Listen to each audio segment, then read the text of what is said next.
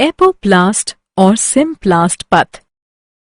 जड़ों में अधिकतर जल प्रवाह एपोप्लास्ट के माध्यम से उत्पन्न होता है। चूंकि वल्कुट कोशिकाएं शिथिलतापूर्वक आबद्ध होती हैं, अतः ये जल की गति में कोई प्रतिरोध उत्पन्न नहीं करती।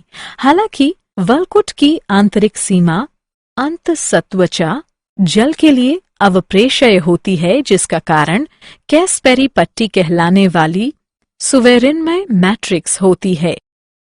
जल के अणु इस परत को पार नहीं कर पाते, इसलिए वे असुवेरिनमय कोशिका भित्ति क्षेत्र की ओर पुनः झिल्लिका के माध्यम से कोशिकाओं में भेज दिए जाते हैं। इसके बाद जल सिम्प्लास्ट द्वारा गतिशील होता है और जाइलम की कोशिकाओं तक पहुंचने के लिए पुनः झिल्ली को पार करता है। जड़ों की परतों से अंतःसत्वचा तक जल की गति पूर्णतया सिम्प्लास्टिक होती है। जल तथा अन्य विलेय पदार्थों के वैस्कुलर सिलेंडर में पहुंचने का यही एक मार्ग होता है।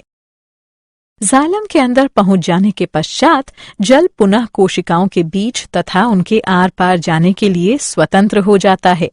नई जड़ों में जल सीधे जाइलम वाहिकाओं तथा या वाहिनिकाओं में प्रवेश करता है।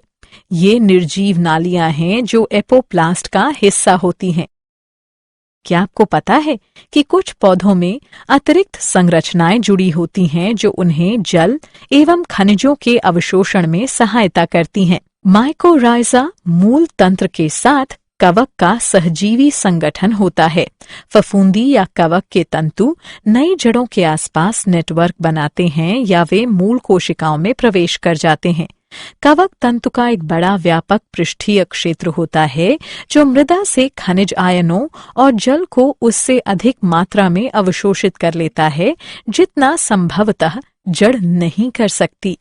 ये कवक जड़ों को जल और खनिज उपलब्ध कराते हैं, जिसके बदले में जड़ें माइकोराइजा को शर्करा तथा नाइट्रोजन युक्त यौगिक उपलब्ध कराती है। कुछ पादपों में माइकोराइजा से सहयोग आवश्यक होता है।